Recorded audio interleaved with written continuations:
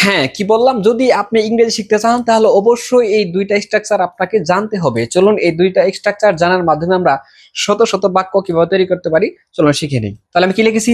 আমি কখনো ভাবিনি তুমি আসবে, আমি কখনো ভাবিনি তোমরা এমনটা করবে। এই যে আমি কখনো ভাবিনি তোমরা এই কাজটা করবে, এই ধরনের একটা স্ট্রাকচার। আর কি তোমার জন্য আর কি করতে পারি, এই যে এখানে আর শব্দটা আছে, তোমার জন্য আর কি করতে পারি। চলুন আমরা এটা কিভাবে করে দেখে দিই। আমি কখনো ভাবিনি তুমি আসবে, এখানে কি আমি কখনো ভাবিনি এটা একটা, আর এটা হলো তুমি আসবে এটা একটা। তাহলে কি হবে আমাদেরকে? আমি কখনো ভাবিনি এটা কি পাস্ট টেন্সে পড়বে, তাহলে কি হবো? আই মানে আমি, তাহলে কি কখনো মানে কি নেভার, নেভার। তাহলে কি ভাবিনি এটা কিন্তু পাস্ট, আমাদের 2 নম্বর ব্যবহার thought,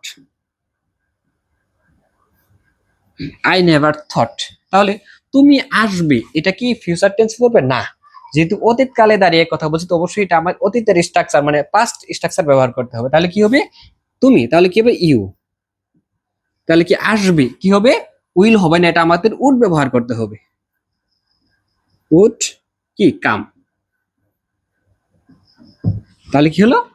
I never thought you would come, আমি কখনো ভাবিনি তুমি আসবে। আমি কখনো ভাবিনি তোমরা এমনটা করবে, তাহলে কি হবে? আমি কখনো ভাবিনি, তাই আমাদের কি করতে হবে? I never thought, I never thought, I never thought, আমি কখনো ভাবিনি তোমরা এমনটা করবে। তাহলে কি হবে? তোমরা, এর জন্য আমরা কি দিতে পারি? ইউ। ইউ দিয়ে তুমিও হয় তোমরাও হয়, ইউ অল দিলেও ব্যবহার করা যায়। আমরা ইউ দিলাম। ইউ এমনটা করবে, এমনটা করবে, কি করবে? ইউ। এখানে আমাদের কি করতে হবে? ফিউচার পাস্ট টেন্স ব্যবহার করতে হবে। আমাদের কি করতে হবে? উইল হবে না, উড হবে। উড, ইউ উড টা করবে, কি হবে? সামথিং লাইক দিস হতে পারে আমাদের, বা লাইক দিস হতে পারে। তাহলে কি দিলাম? Something like this. তাহলে কি হলো? I never thought you would do something like this, আমি কখনো ভাবিনি তুমি এমনটা করবে। তোমার জন্য আর কি করতে পারি, তাহলে কি হবে? তোমার জন্য আর কি করতে পারি, এখানে আমাদের একটা আর শব্দ আছে, এর তো আমরা ব্যবহার করবো কি? হোয়াট। হোয়াট, আর এর জন্য ব্যবহার করবো এলস। What else. তাহলে কি হবে? আমরা সাজাই, সেভাবে সাজাই কি হবো? হোয়াট এলস ক্যান, ক্যান দিয়ে প্রশ্ন করবো I, I do for you, প্রশ্ন চিহ্ন দিল।